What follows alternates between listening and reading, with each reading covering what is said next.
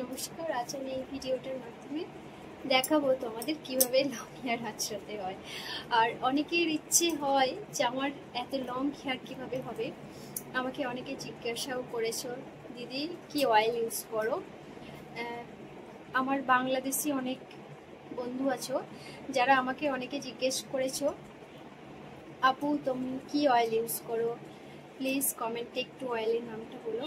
তো ভাবলাম আজকে ভিডিওটা করেই ফেলি। তো আমি কি অয়েল ইউজ করি আজ তোমাদের দেখাবো, আর কিভাবে লং হেয়ার আঁচড়াতে হয় সেটাও দেখাবো। আর হেয়ার সম্বন্ধে অনেক কিছুই বলবো, তো তোমরা পুরো ভিডিওটা দেখতে থাকো। আর ভিডিওটা ভালো লাগলে লাইক কমেন্ট শেয়ার অবশ্যই করো। তোমাদেরও তো ইচ্ছে হয়, বলে অনেকের ইচ্ছে হয় যে আমার হেয়ারটা কিভাবে এতটা লং হবে। তো যারা লং করতে চাও হেয়ার, তারা নিয়মিত হেয়ার ওয়াশ করতে হবে, অয়েল লাগাতে হবে, প্লাস তোমার নিজের পছন্দের প্যাক, যেগুলো ঘরোয়া প্যাক, আমলা মেথির প্যাক, অ্যালোভেরার প্যাক, টকদের প্যাক, এগুলো সপ্তাহে যে কোনো প্যাক একটা করে লাগাবে। যদি দুদিন করে সময় না হয় একদিন করে লাগাবে।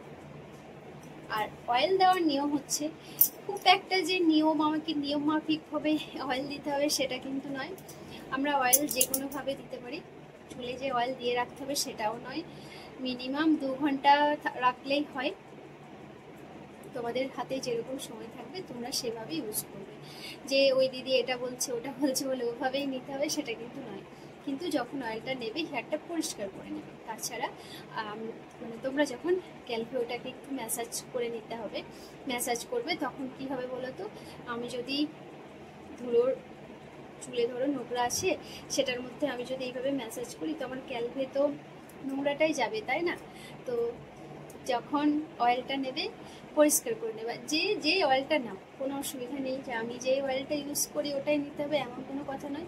তবে ওটা ভালো অয়েল, তোমরা চাইলে নিতে পারো, খুব সুন্দর অয়েল। আমি এটা ব্যবহার করছি, ইন্দুলেখা অয়েল ভীষণ ভালো, তো তোমরা ওটাও করতে পারো। আর অনেকে জিজ্ঞেস করেছে যে কি শ্যাম্পু ইউজ করি, তো আমি ডাভ শ্যাম্পু ইউজ করি। Dove shampoo, Dove conditioner. তো কিভাবে ইউজ করি, শ্যাম্পু এখন তো সাবান কেউ ইউজ করে না, পুরোটাই শ্যাম্পু। তো আমি শ্যাম্পুটা করে নিই, এরপর ডিপ কন্ডিশনার করে নিই। পুরো কন্ডিশনার কখনো ক্যালপে নেবে না, পুরো লেন্থে নেবে। নেওয়ার পর ভালো করে ওয়াশ করে দেওয়ার পর ব্যাস হয়ে গেল ছুটি। তো এভাবে স্নান। আর ভিজা চুল কখনো